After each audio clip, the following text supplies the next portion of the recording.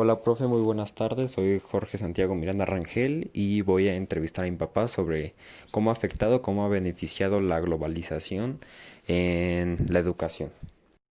¿Cómo era el modelo educativo cuando estudiabas? Mira, el modelo educativo era muy similar al de hoy. La diferencia en ese modelo educativo era que te obligaban a memorizar las cosas. Le daban mucho privilegio a memorizar, a saber leer y a saber escribir sin faltas de ortografía. Era lo que más el privilegio le daban. Eh, Incluso variaba un poco, ya con el tiempo, en mi caso, a nivel media superior, ya en lo que es en la preparatoria empezó a cambiar un poquito. En este caso, lo que yo veo ahora es que no te orientan a las materias que vas a desarrollar a nivel profesional, de acuerdo a tu carrera que quieres tú ejercer. Entonces, en mi caso, a mí en la preparatoria me dieron materias en el último año acordes o a las necesidades que de la carrera que yo iba a estudiar. Yo quería ser abogado y por eso me dieron materias de derecho, ciencias políticas, teoría del Estado y demás, pero que se fueran acordes a la materia que yo quería estudiar. Y eso para mí me sirvió muchísimo. Ahora cuando entré a la carrera fue algo muy importante, que me facilitó más que nada comprender las materias. Y sobre todo mi carrera que es muy dada a razonar, no aprenderse los artículos de memoria, sino a razonarlos e interpretarlos y en ese caso aplicarlos en favor o en beneficio de alguien. Yo lo comparaba con otros modelos educativos de diversas universidades, por ejemplo, en Libre de Derecho. El modelo educativo de ellos era aprenderse de memoria todos los artículos de una ley o de un código. Para mí era una tontería porque el día de mañana puede haber reformas en la ley y de nada te servía haberte aprendido un artículo de memoria porque iba a cambiar por las reformas que existían. Entonces, era algo tonto. Entonces, para mí lo importante era razonar los artículos. Bueno, pues, en este caso, al día de hoy, yo tengo entendido que el modelo educativo que existe, ha cambiado mucho, ¿no?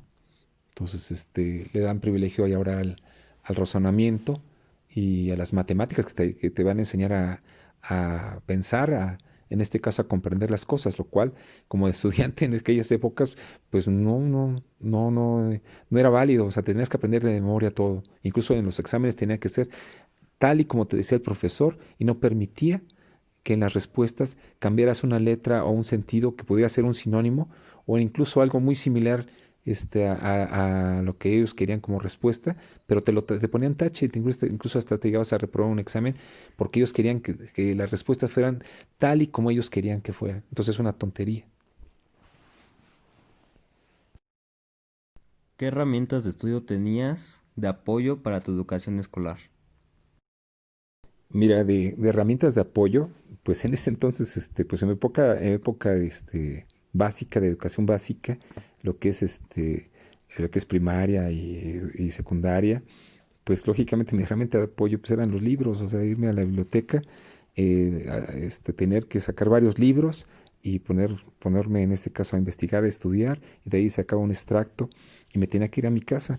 Y el único problema era que cuando llegaba a mi casa, como todo lo tenía redactado, pues tenías que hacer una síntesis de lo que yo había redactado porque tenía que hacer un trabajo. Por ejemplo, si me dejaban tarea, tenía que hacer un trabajo y lo que teníamos como realmente eran máquinas de escribir mecánicas. Entonces, el problema de ello era que si yo me equivocaba en mi máquina de escribir, pues tenía que romper la hoja y meterle otra. Entonces, era mucho desgaste y mucho tiempo. Entonces, en aquella época, pues era muy difícil. Ya en la época media superior no se diga. Vas creciendo en este caso en tu nivel educativo, los trabajos y las tareas son mayores y cada vez era un problema mayor porque yo desarrollaba algunos trabajos, por ejemplo, en la etapa de preparatoria y de nivel superior, pues a veces no dormía por estar realizando trabajos de investigación y luego tenerme que ir a mi casa, hacer trabajos a máquina, y era muy complicado, muchísimo, muy complicado. Me desvelaba, a veces tenía que ir a clases con días que no dormía, lo cual era muy complicado. Entonces, pues esas eran las herramientas de apoyo que teníamos en aquella época, en mi época de estudiante, que era muy complicado, como lo es al día de hoy, ¿no? ¿Te gustaría haber tenido las herramientas que ahora se tienen para tu educación? No, pues, pues por supuesto que sí me hubiera gustado, hombre, lo que es la internet y la computadora y lo que son las impresoras o herramientas para desarrollar tus trabajos educativos es el básico, era básico, hombre. Entonces, claro que me hubiera gustado, hombre. Incluso en cuestión de información, o sea, todo ahora con la internet es importantísimo, se actualizan todos los modelos educativos, incluso la información. En mi caso particular como abogado, este, por ejemplo, las normas, las leyes o los criterios de la Corte, la Suprema Corte de Justicia, antes, pues, como no había internet, teníamos que esperar las publicaciones que hacía la Corte y cada publicación podía tardar hasta un año o dos. Entonces se retrasaba los conocimientos, como tú como estudiante tenías un retraso en la actualización de criterios que emitiera la Corte o incluso de las normas. Tenías que esperarte, los libros incluso, los libros, tenías que esperarte las ediciones recientes para ver las modificaciones a los criterios o las nuevas interpretaciones de ciertos autores. Entonces era muy complicado. Hoy en día pues todo está actualizado, hombre. Que yo veo que los maestros, por ejemplo, se basan mucho en actualizaciones en los criterios de la Suprema Corte de Justicia para hacerlos o vertirlos en sus clases, en sus materias que ellos están impartiendo. Entonces, es básico. O sea, si hubieran tenido esas herramientas, lógicamente no se nos hubiera complicado. Una vez que acabamos la carrera, el ingresar a la vida laboral, no se nos hubiera complicado demasiado. ¿Por qué? Porque tuviéramos tenido los criterios actualizados e incluso para desarrollar nuestro trabajo, ya como abogados. Es muy complicado. Las ventajas de ahora con estas herramientas es mucho superior a las que teníamos antes como estudiantes. Incluso cualquier modelo educativo, incluso de materia de seguridad, de salud, perdón, económico y demás, ya está actualizado por cuestiones de internet y esos modelos se van actualizando en beneficio de los estudiantes. Es lo que yo veo. ¿Crees que la globalización ha perjudicado o beneficiado en la educación?